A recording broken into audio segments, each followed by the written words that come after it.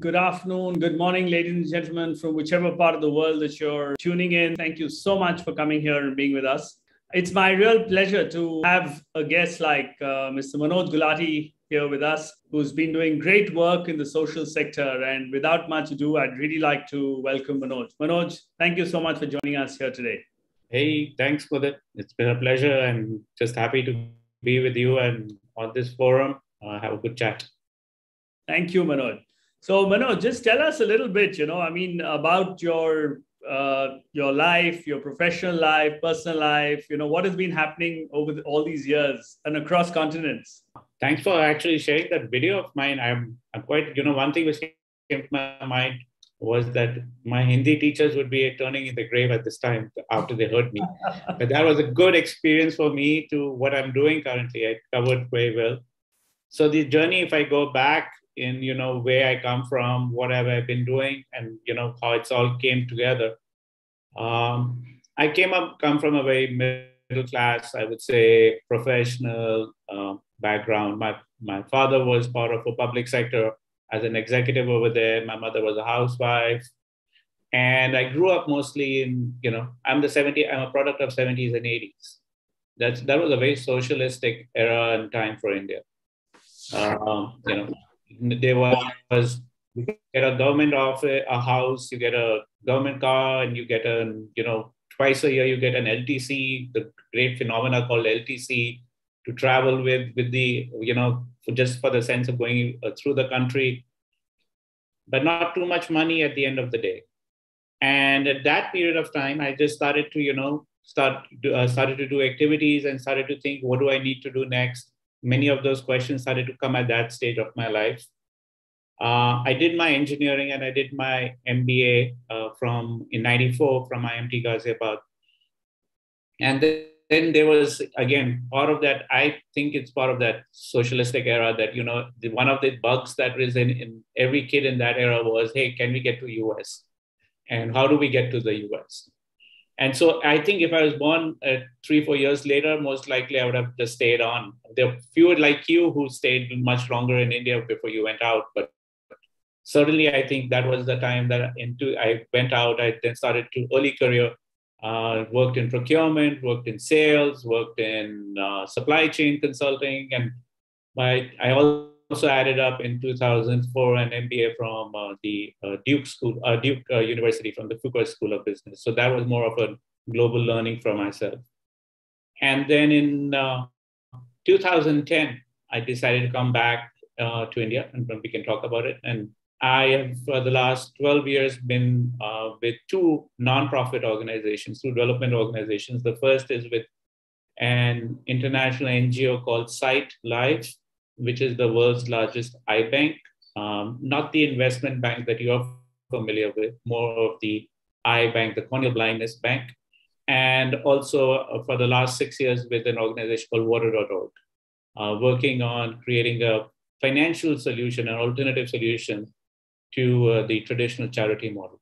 So that's been my very quick summary of where I've come from and where I am today. Great, Manoj. It's such an interesting story. And I'm sure a lot of us can relate with it because, we've had similar journeys.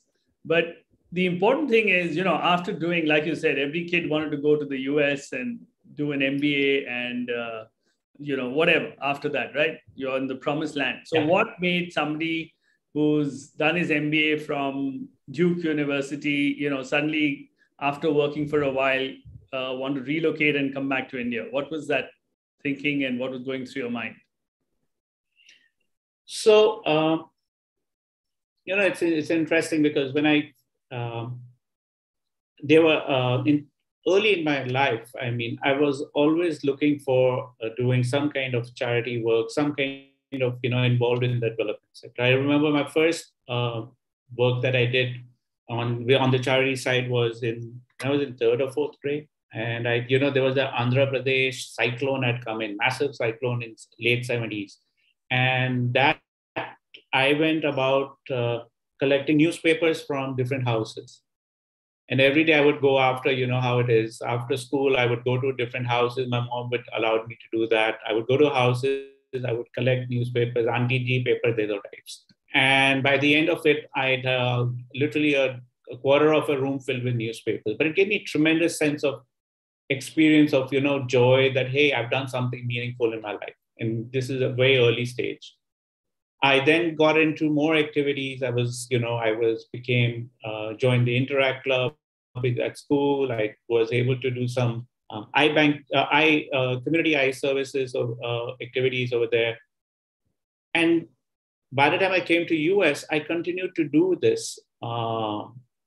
The whole idea of doing some charity at the side of my whatever professional work I'm doing. So in 2009, the Great Recession came, and I lost my job over there for a short period of time. And sometimes those are great opportunities to reflect yourself as to what do you want to do next. I have got my MBAs, I've done everything. By then, I would have started to consider myself as had a successful stint of what I've been doing in consulting, and yet the recession. And I was living in Midwest, and if you know, Midwest is like it takes a long time for the recession to come, but it doesn't go out so easily too. And during that period of time, it just dawned on me that, hey, if I want to do something meaningful, this is what I want to do. I want to go back to where I really found my satisfaction. So I started to started to look for jobs. I started to look in two sectors, back again in consulting, if I get a good consulting job, or I'm going to go back to India. But I'm not going back to India to making people rich and doing consulting. I'm going to go back with a purpose in my life. And that's when things started to, transform for myself internally. I got the job with Sight Life very quickly after that. And that was to come and manage and start the operations for India. And the very next day, ironically, I got a job with a big consulting company. And I was like, that's the classic dilemma you always find yourself in. You have options and you have opportunities, and what do you want to take at that time? And so I had to really get down to deep soul searching again. I came back into saying, you know what, I'm going to try this out because I've always asked for it. And if I don't try it now, then I'd rather not ever ask for it again. And so I came down. My wife also interestingly got a new job, but she was very supportive at that moment. And we both said, let's go for 3-4 years. Let's get the grassroots level experience of what development is about. And that's how I got into this side of the journey. I hope that was some story for you. Yeah. No, absolutely. It's incredible, and I can quite understand because when I look back, even in my own life, it's only when you're faced with adversity and you're made to sort of really look deep down within, as to what you truly want to do. And I think that's when it comes through. So it's really amazing, for, like you said, you left for the middle class dream and then, you came back to a larger calling, which is really amazing. And I'm sure not too many people in your batch in school or wherever would have wanted to take that choice, but it was really brave of you to do that. And it was, Mudit, there was family was, I lost my dad in that same period of time. So things, there's a compounding factor that happens in your life. Yeah. And if you can come through that compounding factor whenever it happens, then you usually come out in a brighter side of the curve. And because you've seen all the different issues. And for me, going back to go to development sector, to be back with the family, to try to solve, just family issues, were all just compounding together to me. And I could just see myself having a better position there than to join another consulting company and then get into the rat race. I said, this is the time for breakaways. And I did that. No, amazing. I can understand the kind of courage that it would have taken against all so-called social norms, where people tend to follow money and fame and power. You chose to do something which is much larger, for a larger social cause. So really hats off. And I really appreciate that. And now that you've, spent quite a few years going back, I think you spent almost more than a decade or, more doing this kind of work. What have been your learnings or reflections as to, what have you achieved and, what have you managed to accomplish both on a personal side and a professional side? let's talk about from the, if we, on the professional side. Personal side, I would say that's just becoming true to myself. I think that's my biggest, success today. I feel more satisfied. I feel we have, we gained what I had to do. I still think that, and yet I've not compromised with what I can give to my children. I've not taken decisions which have been good for me, but not good for the family. That's what gives me personal satisfaction. On the professional side, I think the biggest success that comes is that I see myself as somebody who likes to search for. Am I having an echo coming back, or is that okay? Okay, perfect.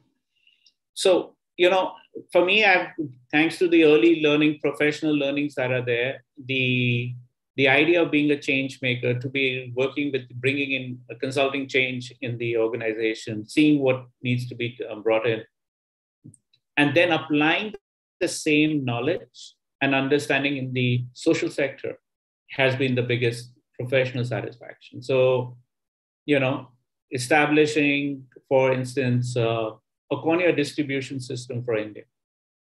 So obviously that's something which is, I leaned on my supply chain background and I said, here's something that we can do. Look, let's set up a system by which corneas can be distributed across the country at any given time, saving and impacting the lives right there when otherwise a tissue might go waste.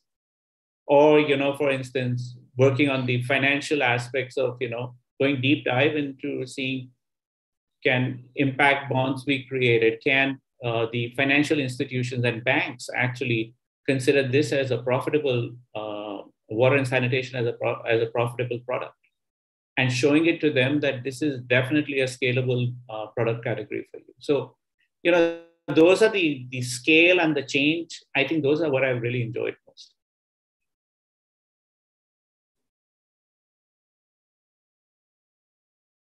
Hi, can you hear me now? Yeah, I can hear you. I think for a minute it went off. So what I'd really like to ask you, when you talk about scale and showing banks how this can be an opportunity, can you tell the viewers a little bit about what kind of scale? Because I'm sure most of them would not be aware of what is possible in this sector.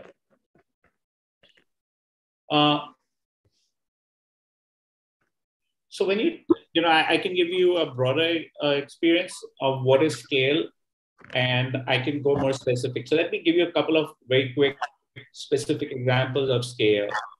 So scale is, for me, is something which is, what we did at water.org.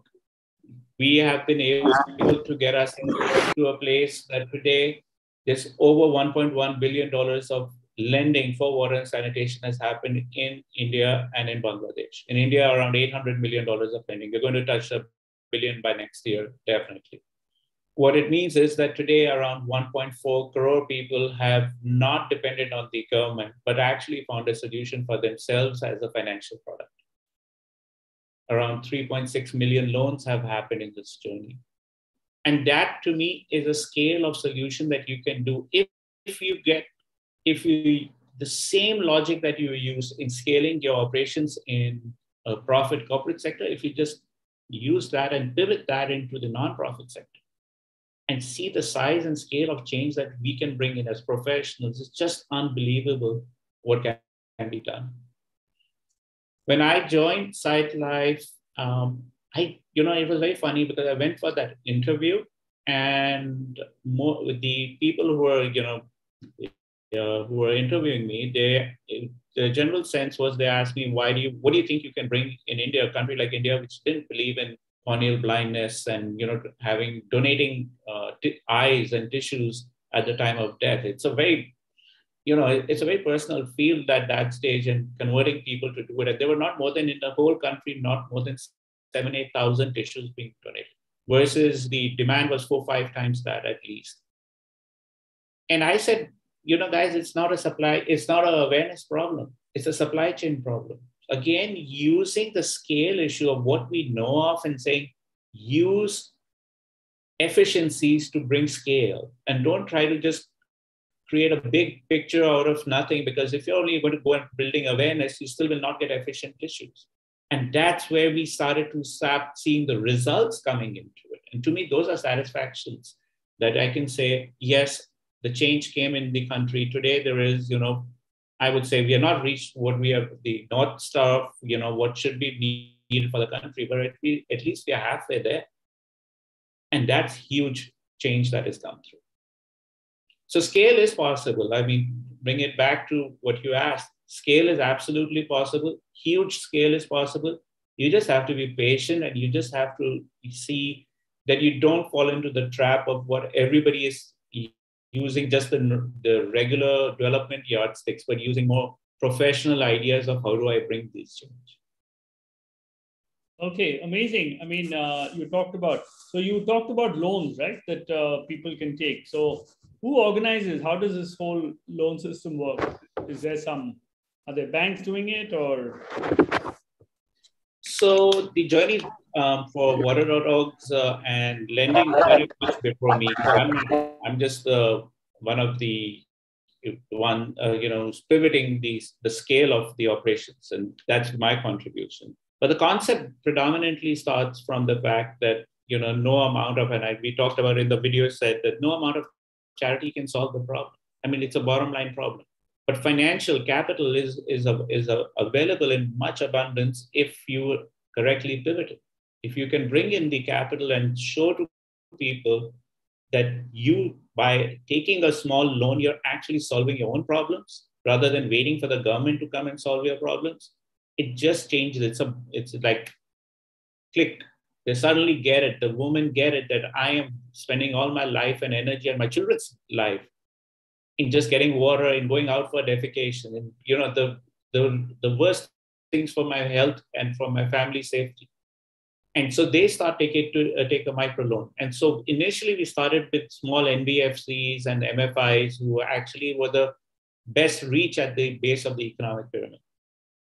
But as we went through this journey, by the time I joined in by 2015-16, the priority sector lending, we worked with the RPI and got it approved as part of priority sector lending, which I'm sure you understand became a big game changer for us.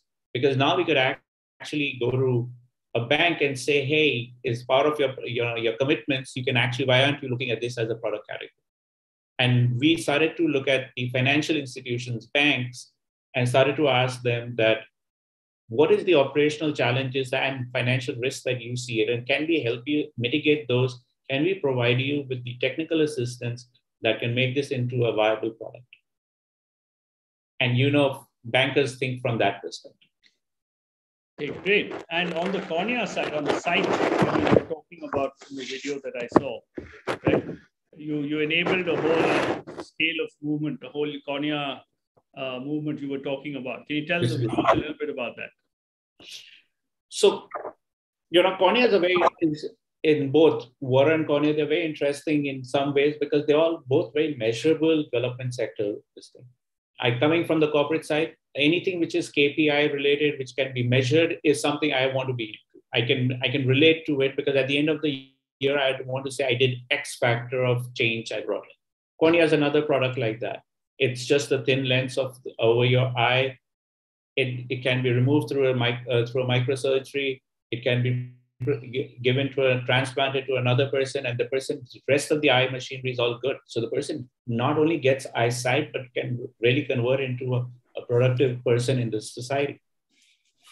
When we started this, there were multiple problems. I mean, there were problems such as the people who typically work in eye banks were, just because the cornea is donated, they were not putting the standards, the optimal medical standards to collect and treat and check and assess the quality of the tissue.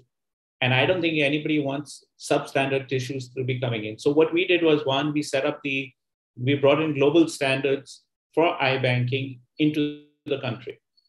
And we got it approved by the government, and we set up a whole program around it, and we got that to be moving ahead. And I think that today I can proudly say that India's eye banking standards can match the global standards. What we brought in was also the idea that, and again, you've heard about the FedEx hub and spoke model, right? And the whole hub and spoke model is nothing but a distribution system at the end of it. So why can't we just use that knowledge and create the best hub and spoke model for corneas? Why can't we get airlines to do free transportation of those corneas from one point to another? And that way we were able to solve a complete supply chain issue. And last, in Lucknow, for instance, we went to a place, King George Hospital, Medical College. And we set up, which is a government medical college. And they had, like most government facilities, it was there as a room, but nothing more than that to do anything. And so we said, hey, we are going to use what you would have again seen a lot of the IT companies use, the BOT, build, operate, transfer of approach. I said, we'll do a BOT with you guys. And they were like totally surprised. And we said, we'll build the iBank for you. We'll operate it for next 8 years for you. And we'll transfer it back to the government at the end of it so that you've got a scalable operation running for you. And I think these are the kind of solutions that really are game changers in the way you think and the way you approach a development problem. Okay, that's quite amazing. So if somebody wants to donate their eyes today, what does one do? First of all, hope that your eyes are eligible. Just because you want to donate doesn't mean that your eyes will be received and transplanted to the recipient. But if you had to do it, I would, rather than have a number, at least in your city, have this understanding that, hey, and tell your family, your loved ones, because nobody knows you better than that, right? Tell them that, hey, when I die, please take the time to call this number up, let them have it. And hopefully somebody in your family, in my family, will know at the right time that, hey, this is one of the wishes, let's try to get that done. That's it. You don't need to sign documents, you don't need to do anything, you just need to be aware that I need to call this number, or your family needs to be aware.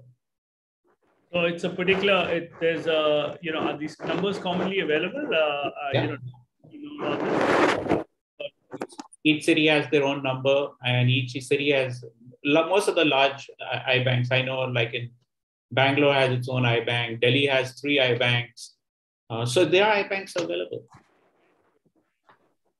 Tell me now, if you were to, you're in the helm of these affairs, what advice would you give to a youngster who may be thinking of, joining the social sector?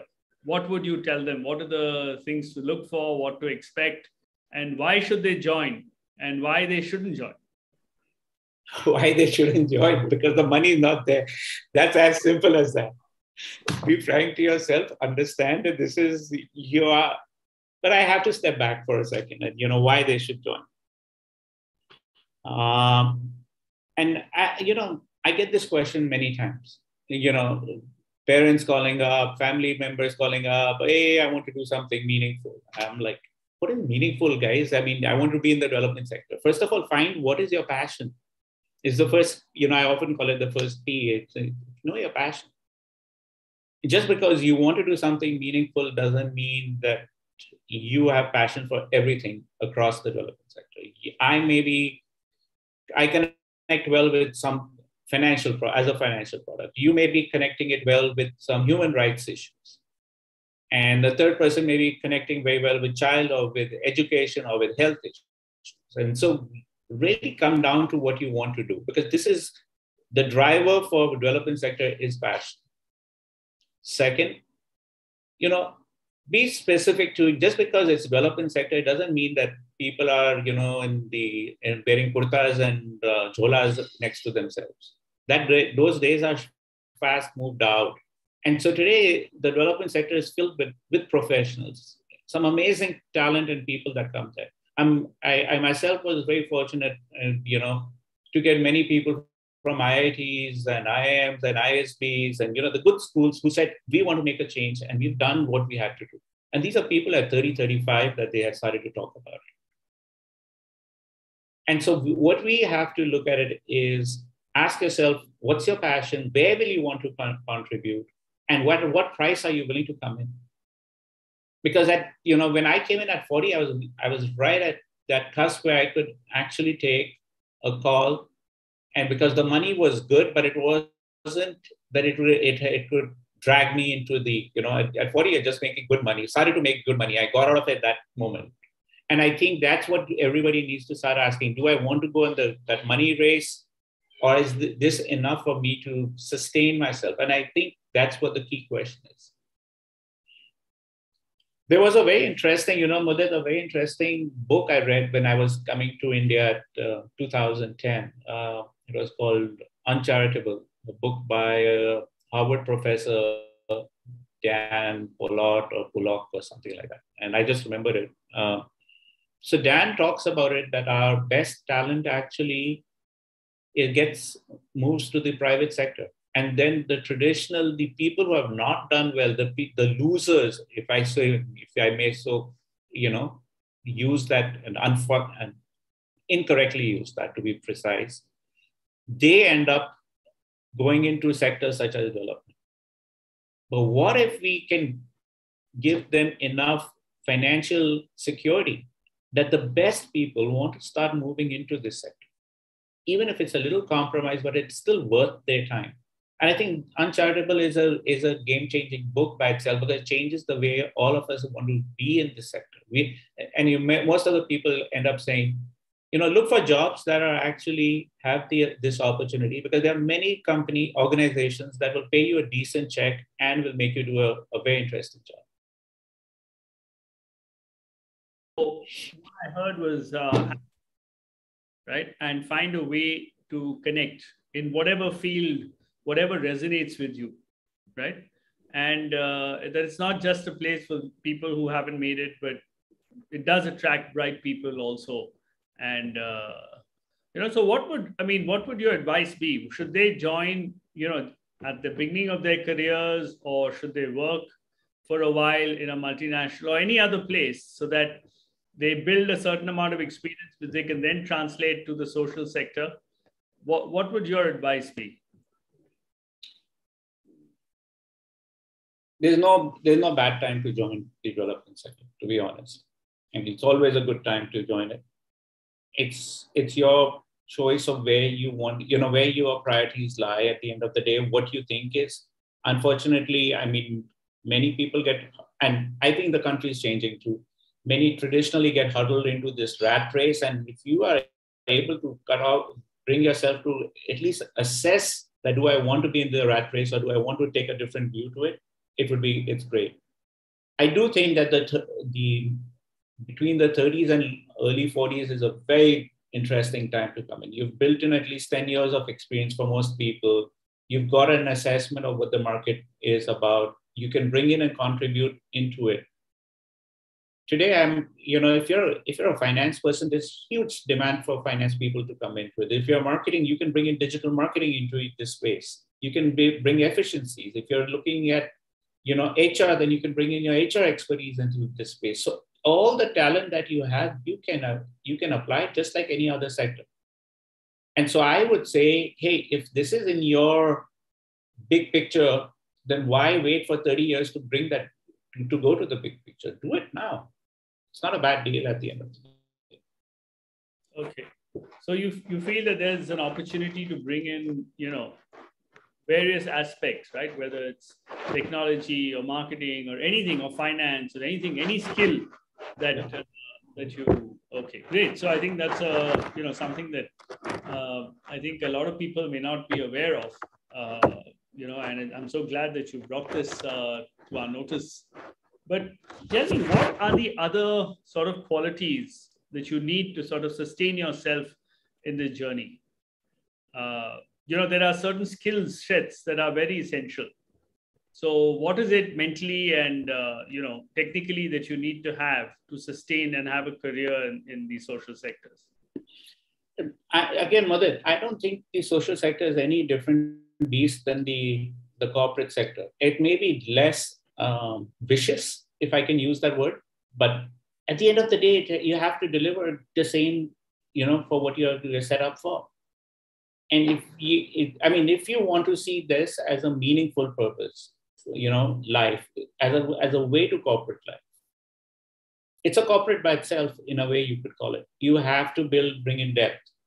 You got to go deep into the subject. You cannot have, like any other, professional who's building their career, you can't be at the surface and expect that you will grow in the sector. You have to have passion to, and passion is definitely one ingredient which is you need in multitude, because you are trading off things. You need to have a certain amount of, build the network, build the allies, have that sense of, connectivity with other people, and a sense of purpose at the end of the day that you're doing. I mean, there has to be strong conviction in yourself. What I heard was, I think, of course, some constant themes like purpose and passion that has to sustain it. And it's very much like you're saying, like any corporate career, a lot less vicious, or that's the term that you use in terms of being. But is it that organized now? I mean, is it as organized as, for a lot of us who don't know, right? Earlier on, it was more things that one did. But are these very organized sectors also now? Yes and no. And if you are a game changer, that's the opportunity. That's it. I mean, you have to have patience. You have to recognize that, you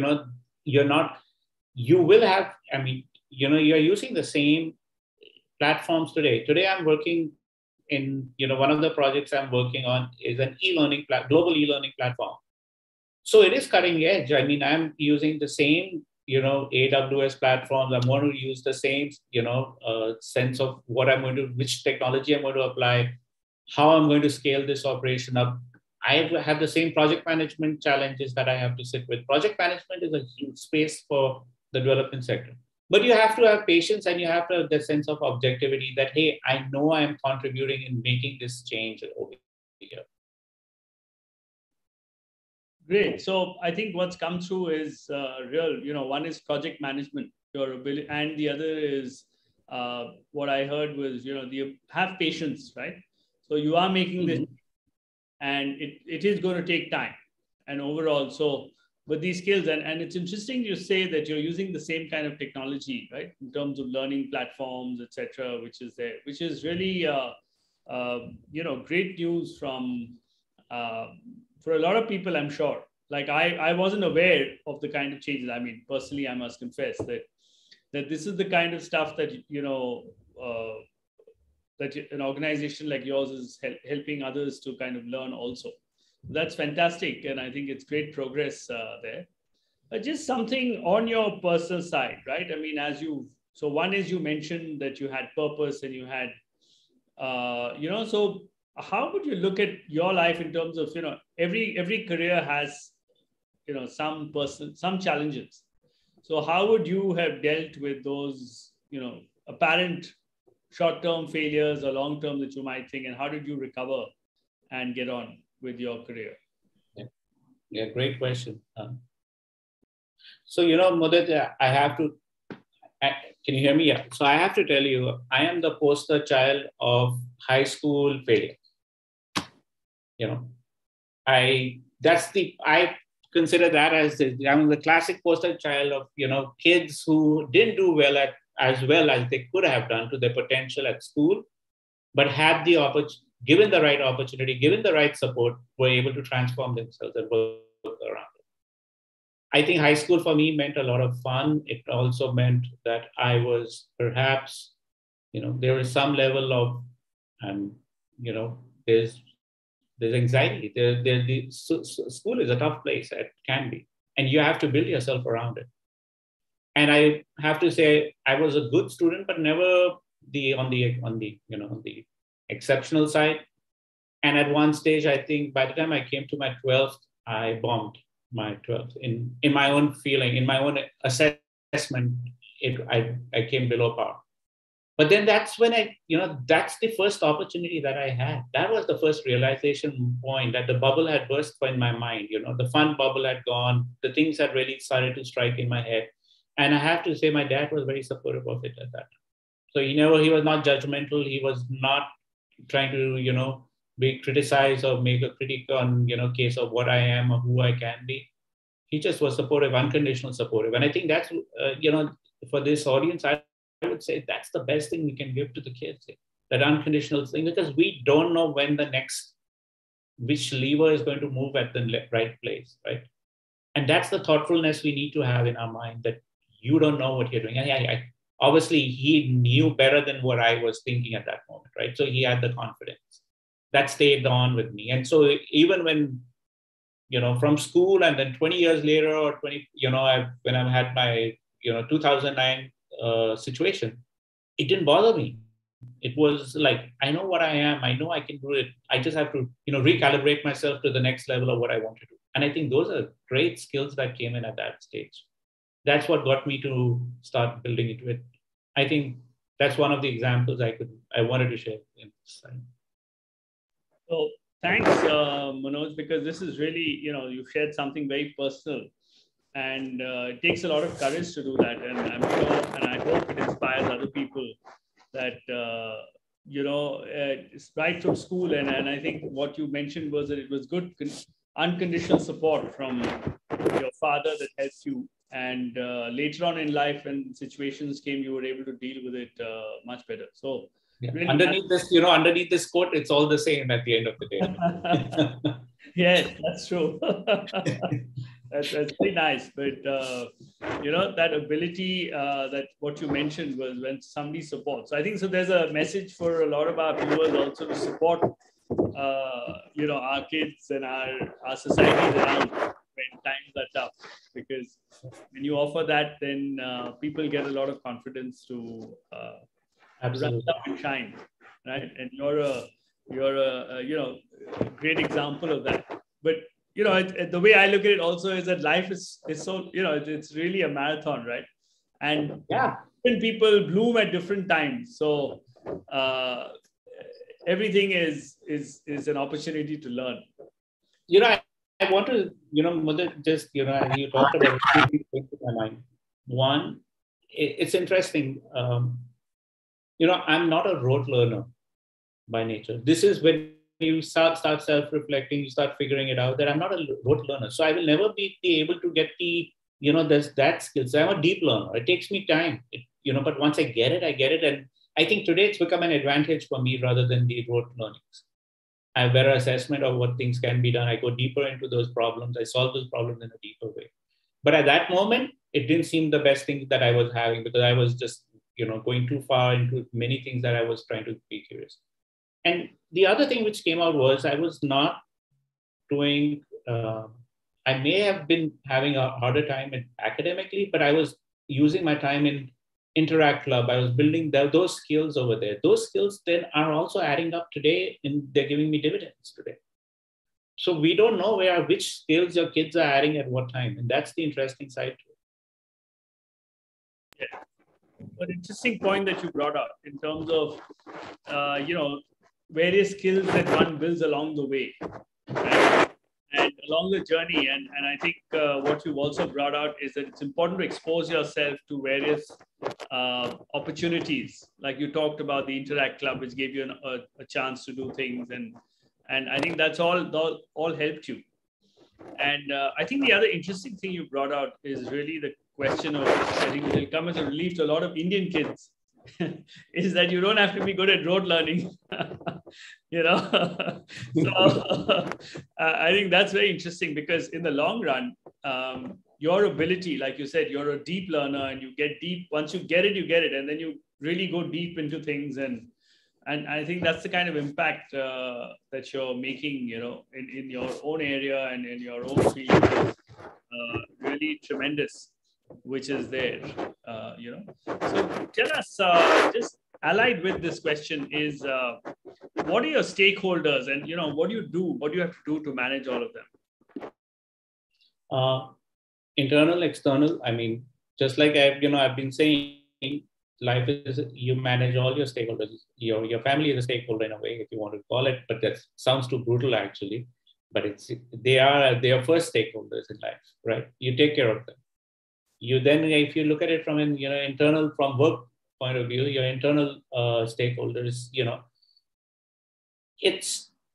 I am not, there are people who believe heavy on the relationship management takes you places. I believe relationship management helps you just you can connect with people, but at the end of it, they will look at your depth of what you can bring to the table, what value you bring to the table.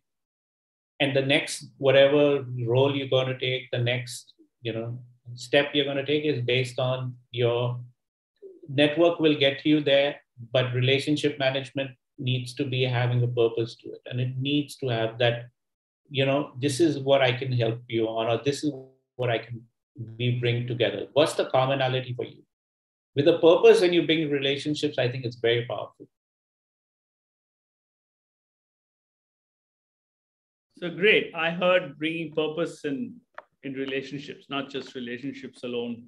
But at the level at which you are, where you are a regional director, and I'm sure there are people who are investing and people who are, in behind those programs, etc. Maybe you can give viewers a little sight of how you have to manage maybe the board, the people, the various other government and other institutions that might be there who may be interested in. Yeah, when you look at the, let's say for instance, the government. The government has its own, and in most cases across the globe, whatever I've seen, traditionally the government has the agenda. And one cannot work, you can't cross that agenda. You have to work around that agenda. You have to identify and then bring the change within that agenda. And you've got to look at relationships in that 2 years down the road versus what's happening right there. I have had many missteps where a person changed and somebody came and I had no connect with that person. And if I had only just anticipated and planned it that, hey, these could be the people. What's the second layer of, sometimes you make a relationship, just me and you you forget that ecosystem, that relationship could change any day, any minute. This is over from a professional point of view. You could move out, I could move out, somebody else could come in, all that can happen. So you've got to build an ecosystem in your relationships so that somebody can take you further, when things change. Somebody can stand ally for you. And that, I think, is becoming more and more the word that I like to use, that who's your ally at the government? Who's your ally at the board? Who understands that the work you're doing has impact? And if you build those, and these are not, and I'm not talking superficial allies. I'm not talking people who don't, build network because, they will promote you because they love you. No, that doesn't happen. Because you buy them drinks, that doesn't happen. You've got to have allies who actually understand your business case. They understand where you're coming from and your integrity, your purpose, your sense of vision. They understand. And when they understand it, then they become your true allies. And that's what I constantly, internal, external, I'm only looking at, hey, who's my next set of allies? Made sense?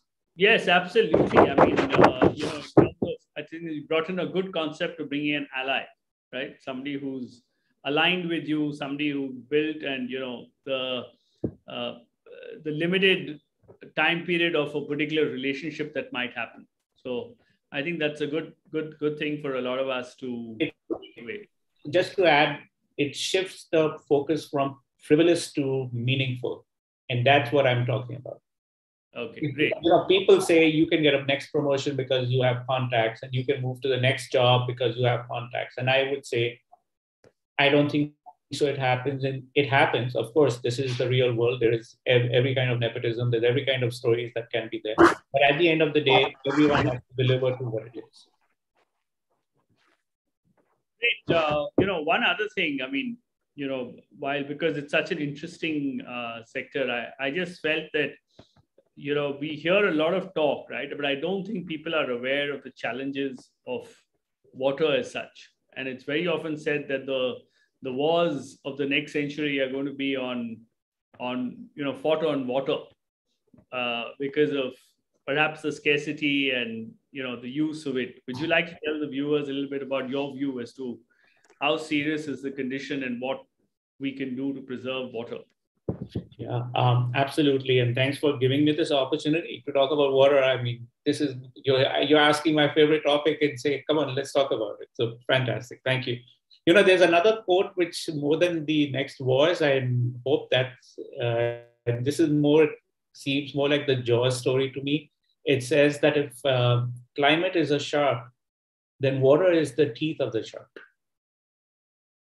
It's as powerful as that. I mean, water has to be, if you want to solve the climate issues, you have to solve water issues first. Water, as we know, is the level of water is going down in the next 5 years. Today's paper had a Delhi is going 661 kpm. So effectively, water level is below par. There's already shortage in Delhi. Last year, there was shortage in Chennai. And the issue of water continues to be there. But there's two parts to this story. One is the water level going down, and then the access to water. And so when water level goes down, it doesn't really go down as fast for us. It goes down faster for the people who are living at the poor people living at the base. And for them, the access to water gets denied. And I have to, I appeal to most of the financial institutions, the NBFCs, and I say, today, if you don't look at water as a solution, the same clients of yours will migrate and they will not be your clients anymore. They will go to another city. They will find somebody else will take a loan from somebody else. They'll start their livelihood somewhere else. And if you want to preserve your business, you better look at climate as an issue. You better help me solve this problem. And if you are able to solve this issue, you're going to have healthier, more productive families. They're going to pay your loans. They're going to solve your problem. They're going to make your network much better. Water, as if I look at it as, as a larger problem, we've got to learn the understanding of water conservation in a huge way. 85% of the fresh water in India is used for agricultural purposes. Only 5% is used at the household level. If we do not get into better irrigation techniques, if we don't solve this from water perspective, I think we're going to run out of that 85% very soon. Now, the global average agricultural water is around 65%. So we are 20% inefficient right there. I'm not doing 20% of the millions of gallons of water that we are using in is huge. And the same is water today is becoming a major issue if you want to have net zero impact to your businesses. If you're not going to, look at just one jeans and one t-shirt takes 2,100 liters of water. So literally, every time we export, to one of our jeans or denim we are exporting to US, we are not exporting the cotton, we're exporting water. And so if we don't conserve that water, at the end of the day, our resources are getting depleted. They're getting it at $2 a meter, but at the end of it, we spend 2,100 liters. So it's huge, something that everyone to be aware of. I'm going to, give one more example, and I have this fantastic young teenager who actually at the age of 15 started a program. Her name is Garvita, and she started a program called Half Glass Full. And all she did was a simple thing. And she went to every restaurant and said, hey, can you pour half a glass instead of a full glass? And that itself is around 20 million liters of water saved for the country every year. Just pour yourself just half a glass. So there's opportunity in water at many levels. All we need to be aware is it's not your right, it's a resource. And I love to end up by saying, treat it like a resource, just like you use your gas and you use your other consumable items, treat water in the same perspective.